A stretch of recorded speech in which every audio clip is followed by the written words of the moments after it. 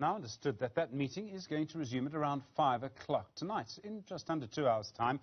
It seems it dissolved into chaos last night. Well, we've seen Pulemabe deny that. That's after the NEC decided that people who are charged with corruption should step aside within 7 days or face being suspended.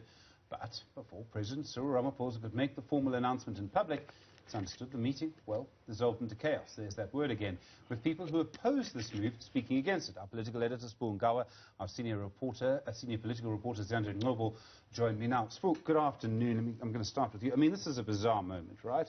As I understand the way things played out based on our reporting, once the ANC NEC resolves on something, the whole principle of democratic centralism is you have to accept it. If members don't accept it, this is what happens. Exactly, that's how we understand it, Stephen, and that it's meant to be a straightforward thing. Because at the moment that the meeting descended into chaos, there already was a decision taken. The majority of the NEC had decided to adopt the various reports of the Integrity Commission, including the fact that the one on Ace Magashule. It looks like where the contention was around the timelines as to how much the ANC Secretary General, how much time he has to step aside.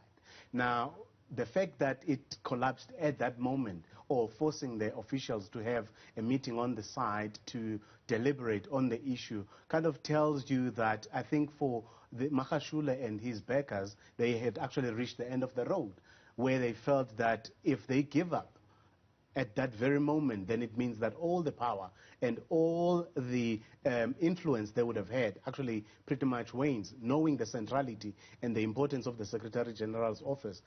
We're talking about how crucial it is, the fact that the ANC has a conference next year.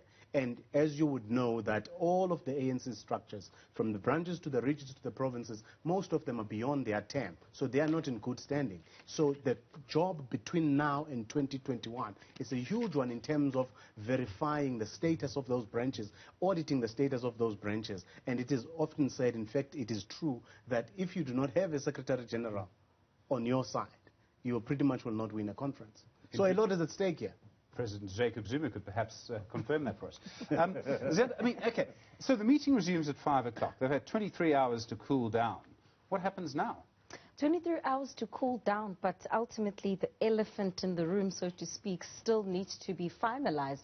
The issue of timelines, as was mentioned, 7 days. Step aside all those who've been implicated, and of course the main report that was dealt with is that of the Secretary General for him to step aside or face suspension. That is ultimately what they still need to deliberate on. I mean, there are many questions on what can be done then to resolve this impasse, because at this stage we've always been having this discussion that the president doesn't necessarily have a constituency. Look, if you look at the margins that the president won at during the NASRA conference, it was by a small margin. However, so much has happened since then. He is the president after all, but also, Stephen, if you look at the work that is being done by law enforcement agencies, and I want to be careful here so as to not say that the president is using law enforcement agencies for political factions within his own organization. But if you look then at the work that's being done by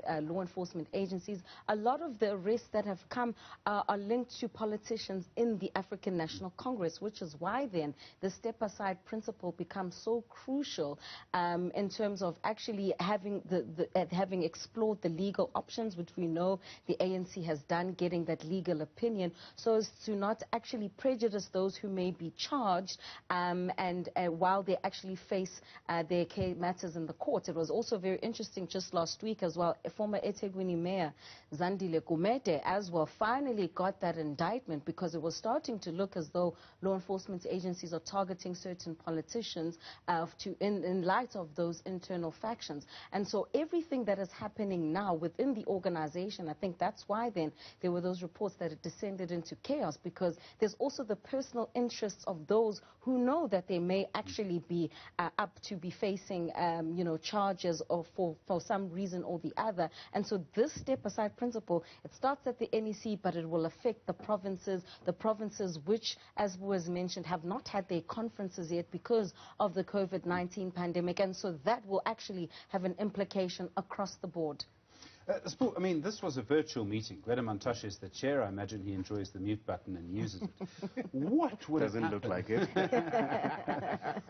What would have happened if this had been a physical meeting? Would people have been raising their voices? Could it have been even worse?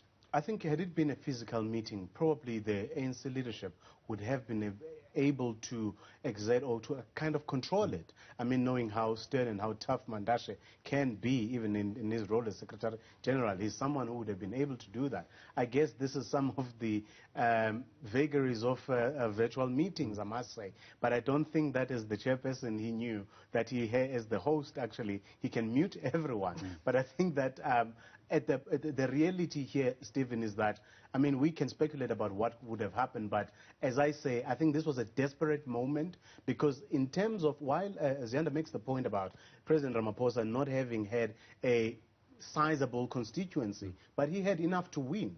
And also, if you look at the decisions of the NEC, the past 2 or 3 NEC meetings, you can see that NEC is in support of the president. Now we can add to that the caucus of the ANC in parliament, which voted in line with the recommendation of the top 6 or top 4 at that particular meeting, with the exception of the Secretary General, who took a totally different direction on the issue. So I think for me, Stephen, that the chaos was caused so as to collapse the meeting. In the same way that you saw the scenes play out. In fact, it took me back to 2017, at the Eastern Cape Conference, which descended into chaos. At that point, the grouping that started the fight knew that they had lost the conference in terms of numbers. And in recent times, the last meeting that I recall, which actually ended abruptly, was the Gauteng PEC meeting. It was a virtual meeting as well, where that meeting had collapsed over the issue of Bandile Masuku, when it was that contentious issue was being debated, Stephen. So one way or the other, we would have seen some kind of a desperate move from any grouping that is losing. I guess, as I say, it points to the level of desperation, but I think more than anything, it points to the level or how deep the issue of discipline has gone in the ANC, because we've seen branch meeting descend into chaos, we've seen regions, and I made the example of the Eastern Cape, we've seen the province, but now to see it at the highest level in the NEC, I guess it talks to how things, relations are broken down within the party. That is why something has to give. Ziyanda, I mean, in a way, this is still Nasrec playing out, right? Yeah. I mean, these are delegates who voted both for President Cyril Ramaphosa and for Ace Magashule. Does it seem now, or doesn't it, does it seem now that Ramaphosa's faction actually has the power? Is Magashule on the back foot?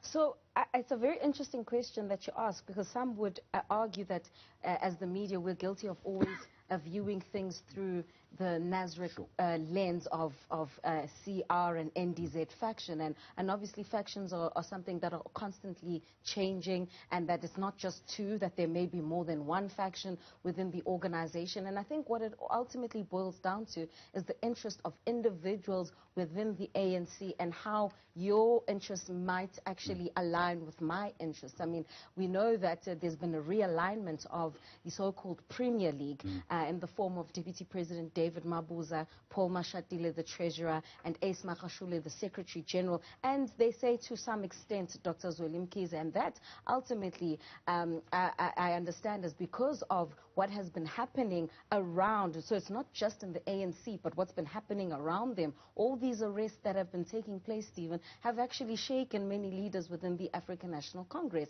And it's also shaking the African National Congress to the extent that there are others who are saying, well, what ANC will be left then to actually, will we even be governing the country? We've got local government elections later on this year. The NGC, we'd been told late last year, should be happening between April and May. I'm not sure if that's actually going to happen, because, I mean, that's part of what this NEC was meant to discuss. And then you have the 2022 elective Congress. So many of the things that are also happening now are ahead of that elective Congress that's taking place next year. So to answer your question of whether or not the scales have tipped more towards the president over Magashule, I'd say yes, to a certain extent, but it depends then again on the interests, and this is why you always see, you know, the discussion is, does the ANC put the country first, or does the ANC put itself first? Fix the party or fix the country? It doesn't seem that at this stage even those interests are colliding, or actually aligning, I should say.